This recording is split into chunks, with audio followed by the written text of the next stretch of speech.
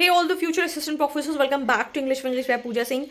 And if your examination is on 5th January and you are only left with 24 hours and you're confused what you should read, what you should skip, what you should revise, your mind is, forgetting everything, then this video is for you. I have exactly made a 24-hour strategy video, what you should skip and what you should revise for your examination.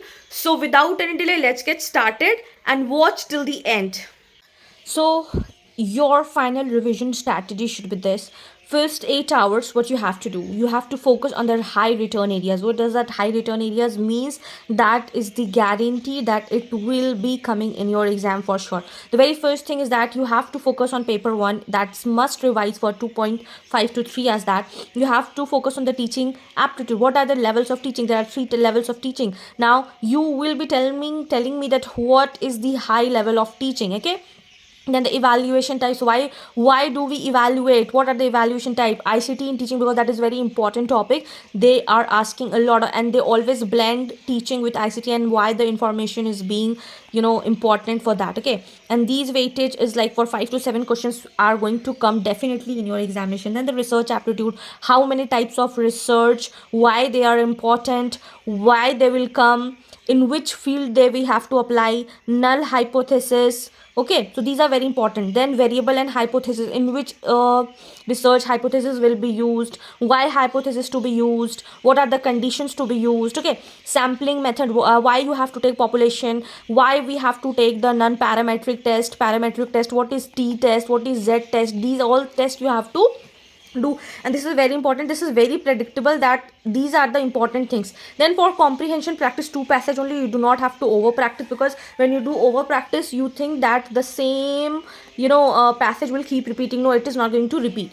Now if you are moving forward to logical reasoning, statement and conclusion type is a must, because this is going to come for sure. Assumptions will be there, syllogism will be there, square of a position will be there, so you have to read this thing. What you have to skip in paper 1, you have to skip all the lengthy data interpretation right now, because now DI is, you cannot, if you haven't done DIs in last 6 months, and if you're thinking that in just 1 hour, 1 day or 1 week you are going to do the DIs and maximum, no, you cannot do it. What you can do, you can do the average questions, you can do the ratio questions, because a lot of questions comes, you have to take out the sum of average. आपको sum of average निकालना होता है. You have to find the ratio in the DI, you have to find the percentage, you have to find the distance of the train questions also comes a lot, weight question also comes a lot. So you can do these all things. These are very easy, and please focus on your multiplication. Calculation is must. And you can also watch the DI videos I have already made. You can watch that. Rare reasoning models, don't go for the rare reasoning models now, because now there is no time for in-depth studies, right? Moving forward to question paper 2. In paper 2, what you have to revise, you should revise before your examination. If you are missing this particular thing, you are missing out your paper, right? Chronology, because we all know highest priority is what chronology, and that starts from British authors and all the periods. So what you have to do, you have to start with Old English period, and then you have to go for the postmodern age, and you have to remember all the ages, all the periods, and then read according to the period writers, right? Okay, old age, which period? Elizabethan, which period authors? So you have to read that. Then literary criticism, literary theory, chronology, Indian writing timeline. So these are very, very, very, very important, and 15 to 18 questions are guaranteed from this. Now British literature, what you have to, now if you are talking about British literature, it is also huge. What you have to do as of now, you have to read the core only. Ages plus major writers, that the famous major writers means the famous one, which UGC has already asked. And if you haven't watched my 50 plus guaranteed concepts video, you can watch that also. In that I have mentioned the author's name also. Okay, you have to read only romantic, Victorian, modern and postmodern age. Why? Because these are very important and you can revise it.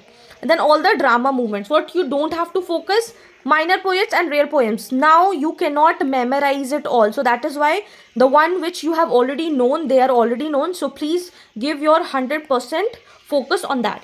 Then moving forward to literary theory. In literary theory, you have to do selective wise. Why? Because if you are going to read everything, you won't be able to digest it. Structuralism, go for major structuralism, post structuralism. They are important books, they are important concepts, and watch all the PYQs video. They are going to help you a lot. Then feminism, how many waves were there, post-colonialism, and Marxism. These are very, very, very important. You have to revise these only. Now, in the next 6 hours, like now what you have to do, you have to do light revision and memory activation. What you have to do, you have to revise your own short notes, watch any marathon video, not many, and attempt 20 to 30 MCQs max.